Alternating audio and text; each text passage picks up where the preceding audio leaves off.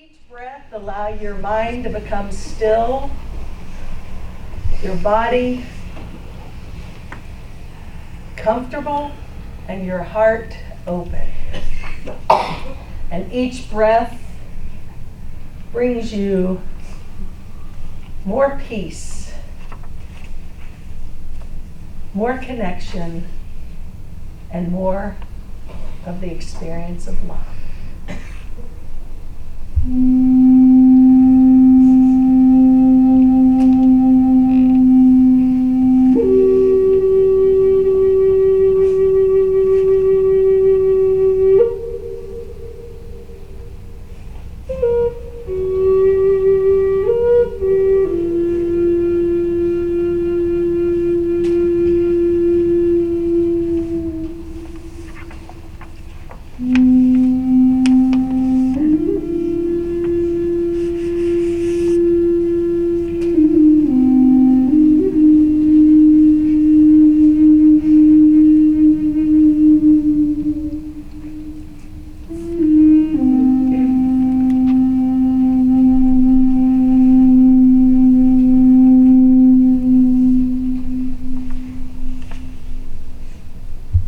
Envision in your mind's eye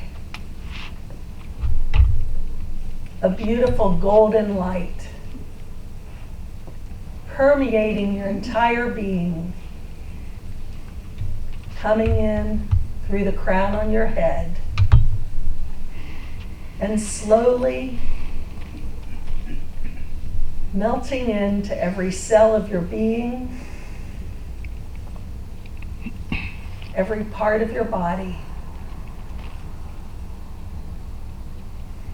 cleansing, blessing, and purifying all darkness, all sickness, anywhere that you may not have forgiven yourself or someone else. This golden light is purifying and restoring you, making you new. You are reborn in this moment.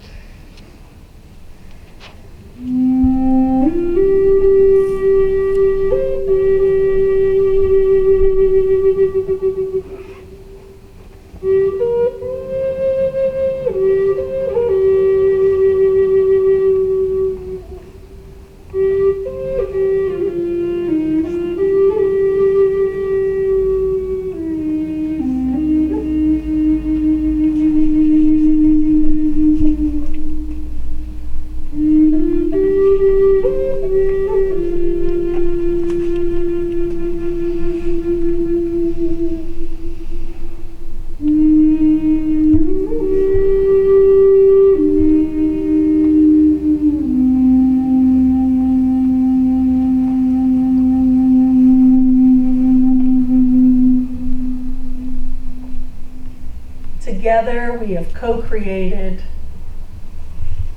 a beautiful golden vortex.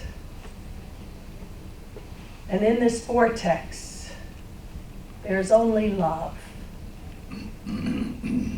There's unity, there's peace, and all else dissipates. We take a moment to envision this beautiful golden light. Envelop our nation's capital and all who serve us there.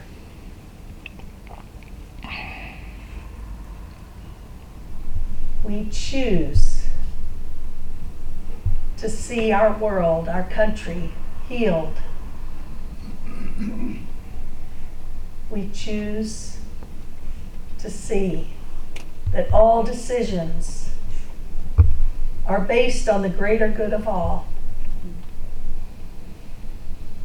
We ask that love guide, lead, and direct each and every one of us and our future president and all whom support him, to be led in unity and peace. We hold this knowing and truth in our hearts, for we know that this is the will of love.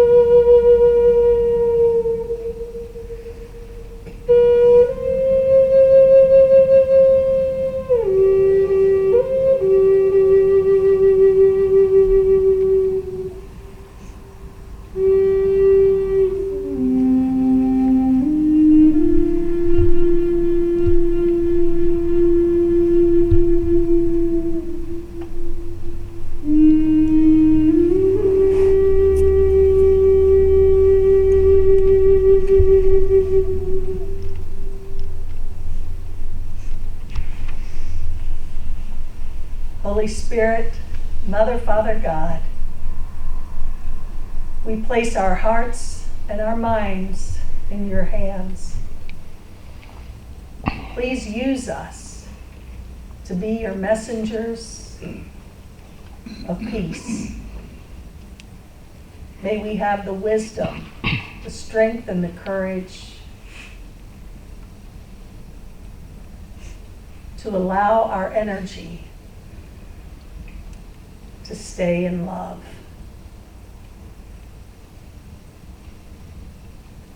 May we honor everyone's views.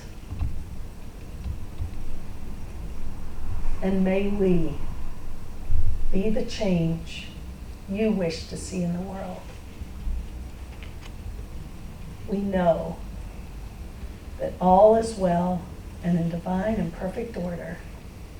And so it is.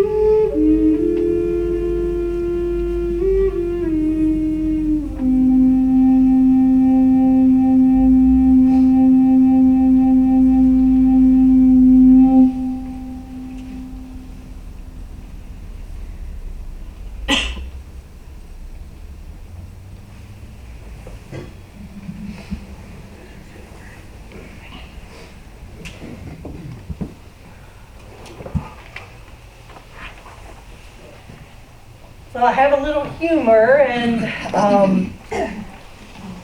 some of you probably know, or most of you know, that our logo is a peacock. And there's a lot of great spiritual significance to the peacock, which I'm not going to go into right now.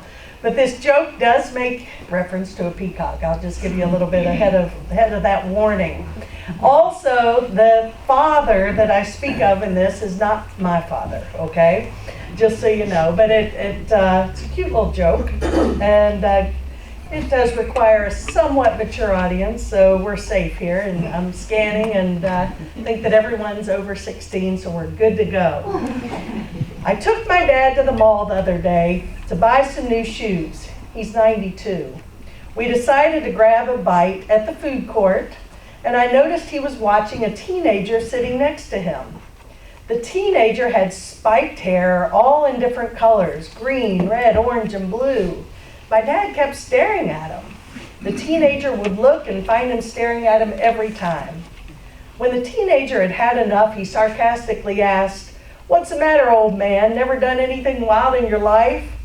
Knowing my dad, I quickly swallowed my food so that I would not choke on his response. Knowing he would have a good one, and in classic style, he did not bat an eye in his response.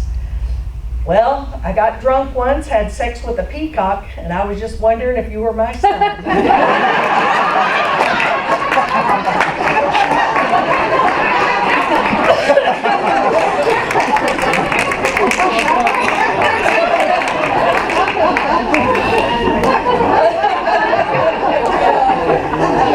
Okay, so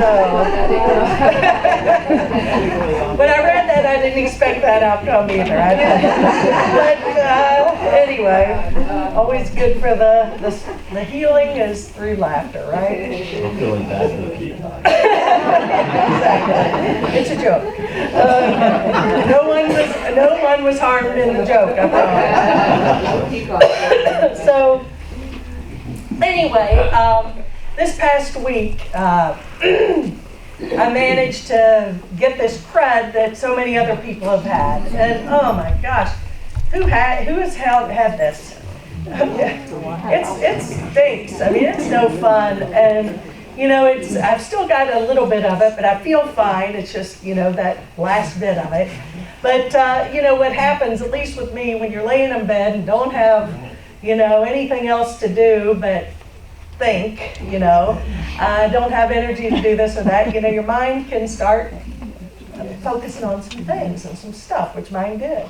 And of course, I was reflecting over the past few months, November, December, and now January.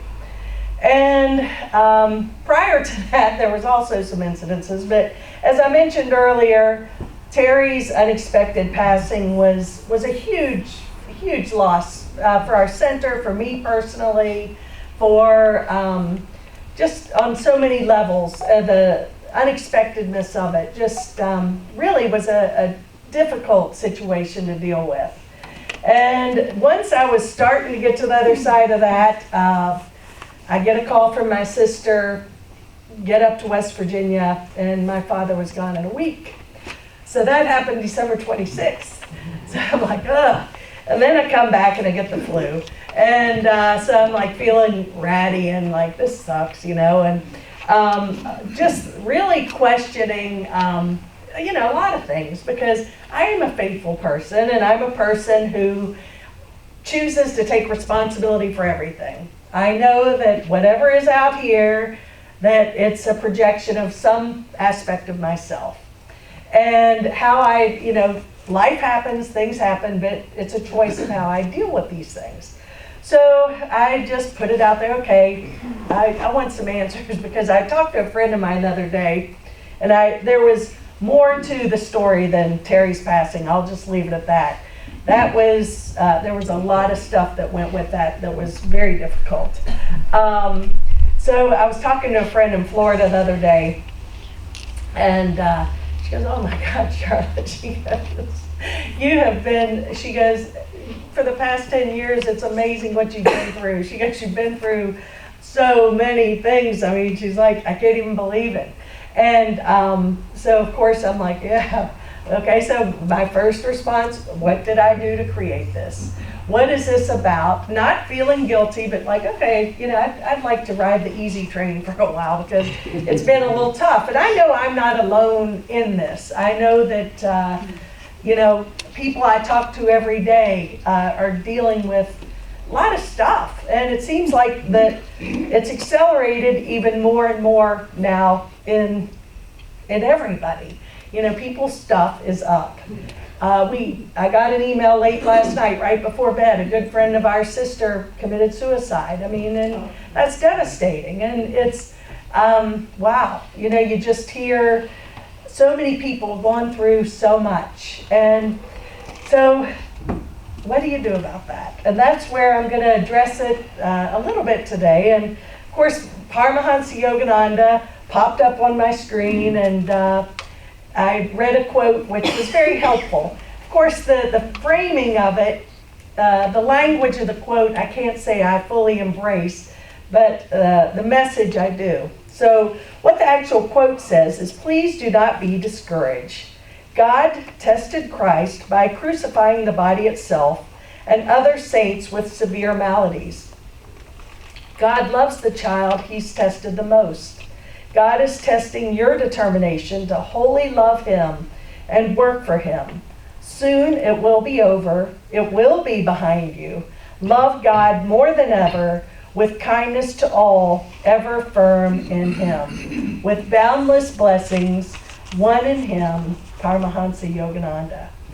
So, that actually brought me a lot of comfort. Now, I'm not saying I still don't believe that God, it just doesn't fit in my consciousness or my beliefs that God is actually saying, "Oh, there's a target, I'm going to throw some mortar, or him, or who, but I do believe that the message of this is that when we do make a deep commitment to following God, living in truth, unity with God, being light, that we, the God within ourselves, that aspect of ourselves, brings in a lot of stuff.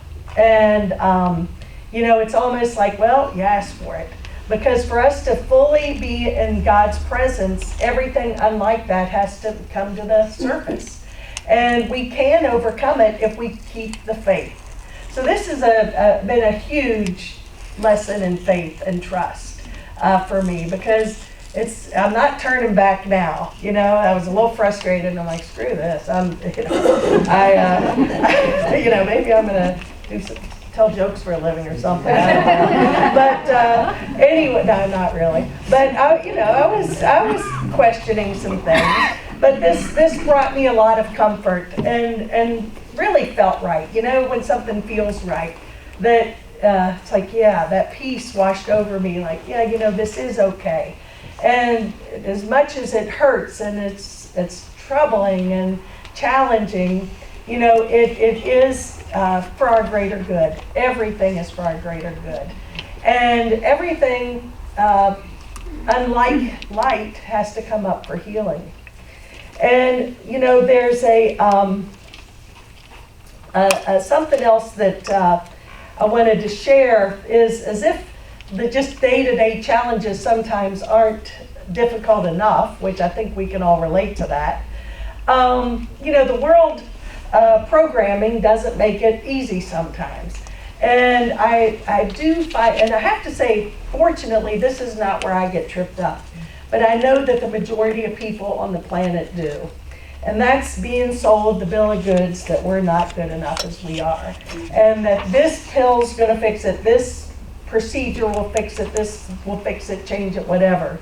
And I read this, and I think it's so powerful. It says, "The world is increasingly designed to depress us. Happiness isn't very good for the economy. If we were really happy with what we had, why would we need more? How do you sell anti-aging moisturizer? You make someone worry about aging. How do you get people to vote for a political party? You make them worry about immigration. How do you get them to buy insurance? By making them worry about everything. How do you get them to have plastic surgery? By highlighting their physical flaws. How do you get them to watch a TV show? By making them worry about missing out. And how do you get them to buy a new smartphone? By making them feel like they're being left behind. To be calm becomes kind of revolutionary. To be happy with your own non-upgraded existence. To be comfortable with our messy human selves would not be good for business." And so I really get that. I think that, we're constantly being bombarded that the next latest and greatest thing we're being sold, and, get the plastic surgery, get this, get that.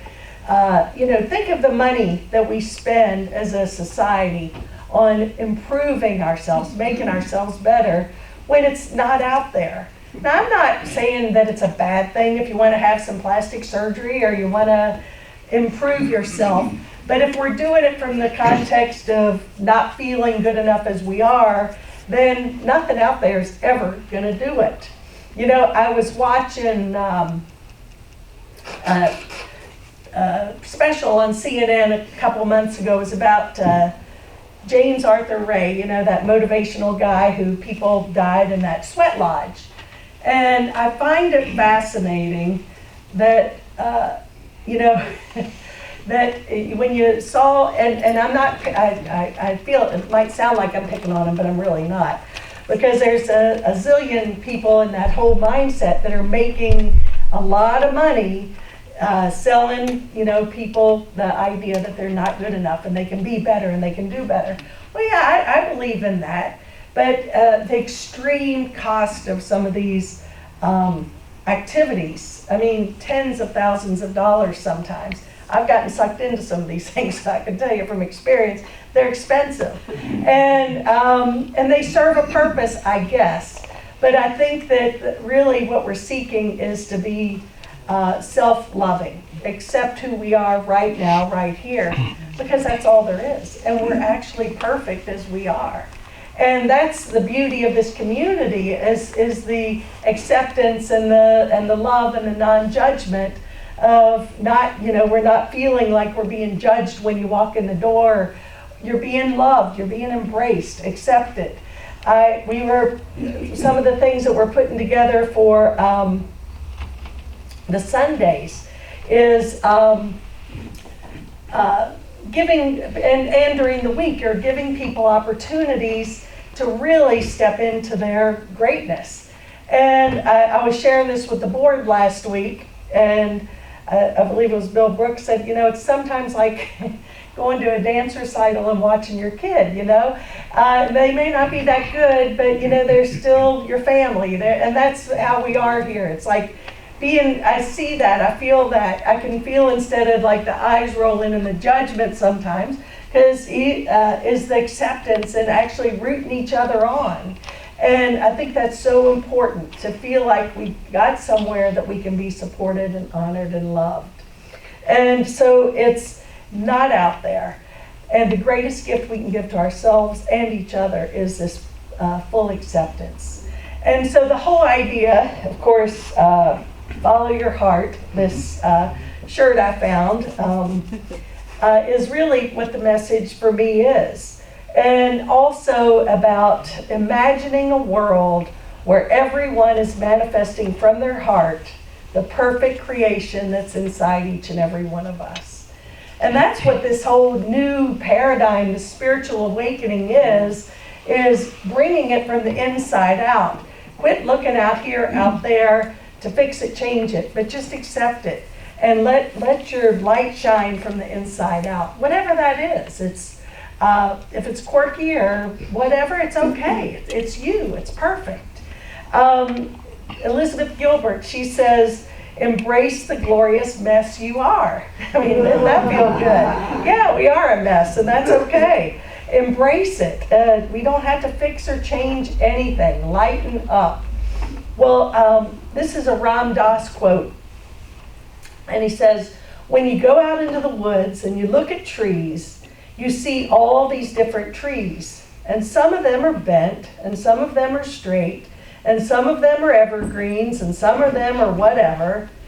And you look at the tree and you allow it. You see why it is the way it is. You sort of understand that it didn't get enough light, and so it turned out that way. And you don't get all emotional about it. You just allow it. You appreciate the tree. The minute you get near humans, however, you lose all that. And you're constantly saying, you're to this, or I'm to this, and the judging mind comes in. And so I practice turning people into trees, which means appreciating them just the way they are. And I think that's such a beautiful statement. I mean, you know, it's like the trees, it's like whether they have leaves or no leaves, and they're big or small, or they're leaning this way or that way, or, you know, we can just appreciate it. We don't get emotionally involved, but boy, you put a human in front of us and it's like that scan, that judgment, that whatever. And let's turn everyone into trees. I really do love that. Offer each other the gift of full appreciation and love and mutual respect. And, you know, today, you may or may not have known this. You know whose birthday it is today? Martin Luther King. Martin Luther King, yes it is. Today is his birthday. And I found this quote, and I think it's so beautiful because it's so, again, supporting of what we choose to do here at the Namaste Center. And he said that we must all learn to live together as brothers and sisters, or we will all perish together as fools. We are tied together in the single garment of destiny, caught in an inescapable network of mutuality. And whatever affects one directly affects all indirectly. For some strange reason, I can never be what I ought to be until you are what you ought to be. And you can never be what you ought to be until I'm what I ought to be. This is the way God's universe is made. This is the way it is structured. So, we're all in this together. It's not about competition. It's not about conflict. It's about really supporting each other and being all that they can be. Because I can't fully be who I am until you are fully who you are. And that's the beauty of our center is that we are creating that. We're creating a center of everybody being fully who they're here to be. In Philippians in the Bible, short quote says, "Don't look out for your own interest, but take an interest in others too." So we are here to take an interest in each other, and we do that. And we've become so self-centered. But I think that when we can learn to make decisions for the greater good of all, what would be the greatest thing I can do in this situation or that situation? How can I be of greatest service to the world, not just to me? And we have to take care of ourselves first in some respect, or we don't have anything to give. I'm still learning that lesson myself. But it's about taking care of ourselves with the desire to be of greater service to the world, not to take more, but to be able to express and give more. And this is what I'll close with, because this is so apropos and sweet and sort of sums it all up, the game of life. Life is amazing, and then it's awful, and then it's amazing again. And in between the amazing and the awful, it's ordinary and mundane and routine. Breathe in the amazing, hold on through the awful, and relax and exhale during the ordinary. That's just living, heartbreaking, soul-healing, amazing, awful, ordinary life. And it's always breathtakingly beautiful. And so it is. Namaste.